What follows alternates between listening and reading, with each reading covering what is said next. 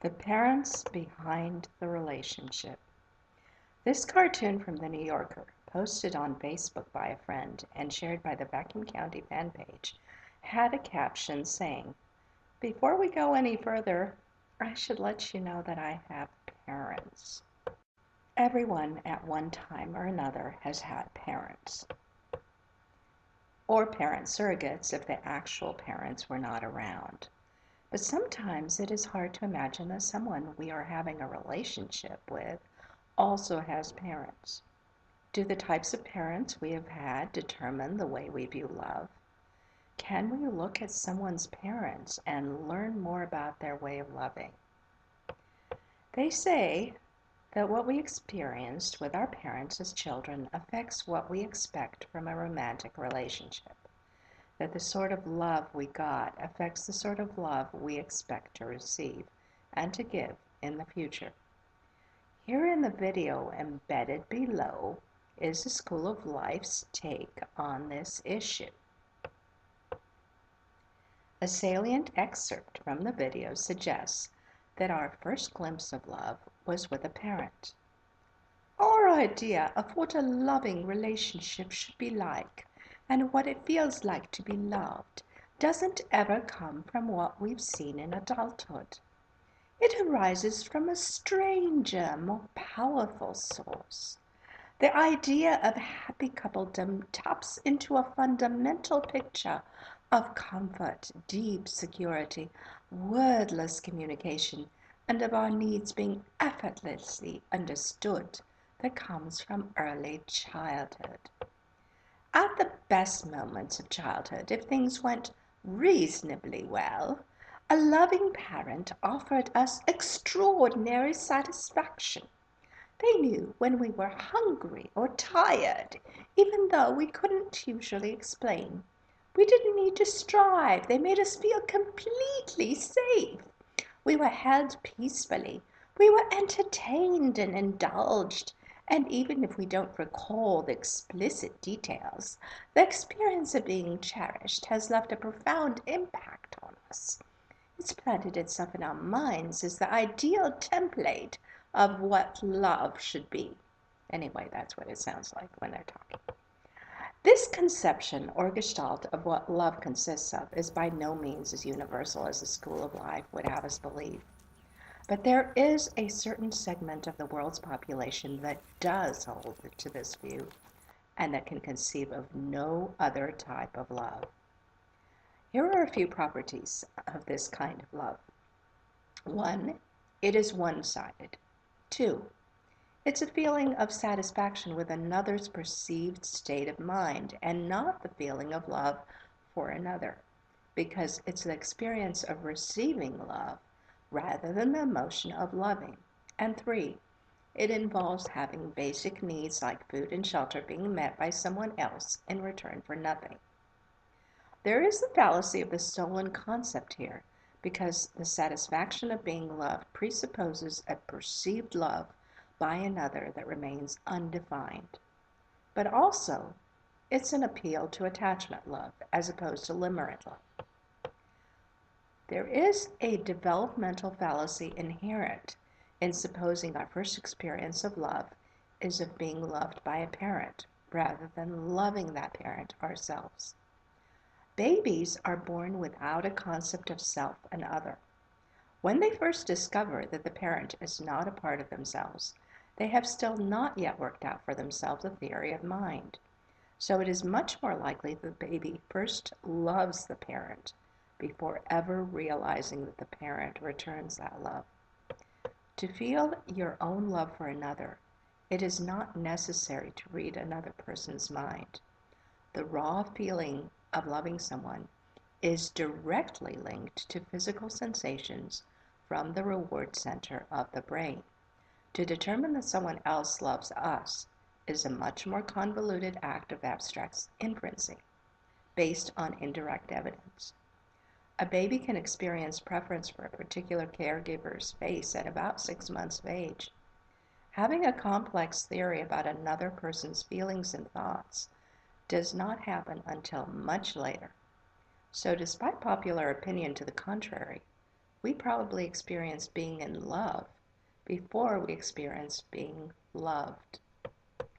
Even if we do get our first taste of a satisfying experience of being loved from our relationship with a parent, it's not necessarily the nurturing, mind-reading, all-powerful being who took care of us in early infancy. It's not always the one who held us peacefully and indulged our every need. That maternal, unconditional love that so many assume is the only real love gives way to other pleasures. There is the parent who threw us up in the air and excited rather than calmed us, the one who encouraged us to test our wings, who engaged us in logical argumentation when we were only in preschool, and corrected us when we erred, who, when the other parent was trying to force us to cower indoors, told us that yes, we could go out walking alone at night, and here was a gun to protect ourselves with. There is the parent who treated us with respect, like a real person, while the other parent wanted to spare us all suffering, stunting our growth. In short, we could model our view of love on the typically more paternal parental role. Not all mothers are nurturing, and not all fathers empower children toward greater independence. Sometimes the roles are reversed. Sometimes children have only nurturers and no challengers. Sometimes there is only the challenging parent and not the nurturing one. But whichever way being loved is first experienced, our model of adult love should not be of an all-powerful person who filled our every need and asked nothing of us in return. This is not because adults and children are so different. It's because even children are not nearly as passive and dependent as this model assumes. In our modern society, when people speak of love, they often have a skewed model of what love is based on a misunderstanding of the parent-child relationship. Not only is the adult relationship nothing like the ties between a newborn infant and its mother, but also most of childhood is nothing like the helplessness of the newborn. Even at a few weeks old, an infant starts to give back to a caretaker and is not only and merely ever taking. If you've ever cared for an infant, you know it's not all selfless service to a clueless, entitled being. They do give back, first with smiles and teasing glances, but later with offering to help sweep the floor and wash the dishes, before they ever conceive of those tasks as a chore. Toddlers long to grow up and be contributing members of the family.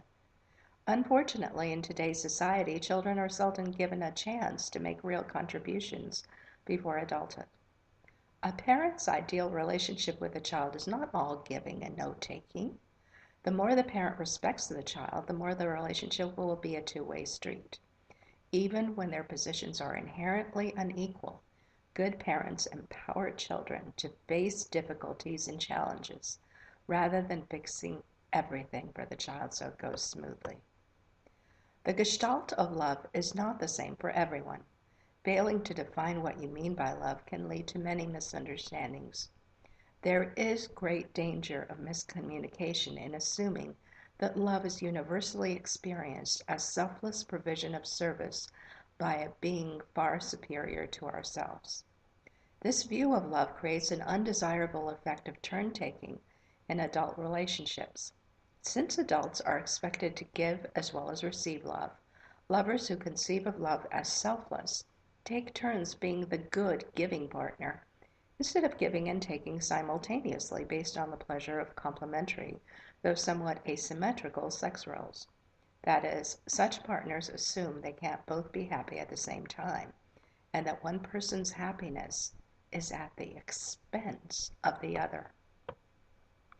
The fallacy at the heart of this view of love is a misunderstanding of taking and giving as necessarily consisting of two separate acts. It is very difficult to give someone a hug and not get a hug back somehow. It's not possible to touch someone and not be touched in turn. Even in unreciprocated love, there is a great pleasure that comes from loving someone else.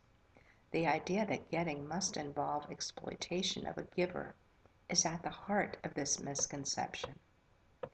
The selfless conception of unconditional love has ramifications well outside the family and sex roles. When people speak of universal love as a desirable goal for society at large, This can often be a shorthand for socialism and the nanny state. That's why when someone starts waxing eloquently in praise of love and how all the world's problems can be solved by love, sweet love, it might be a very good idea to ask them which kind of love they mean exactly. If it's the selfless kind, ask them how they think everyone can sacrifice himself selflessly to everyone else and how any society could possibly function that way. If you have enjoyed this video, please consider buying my books.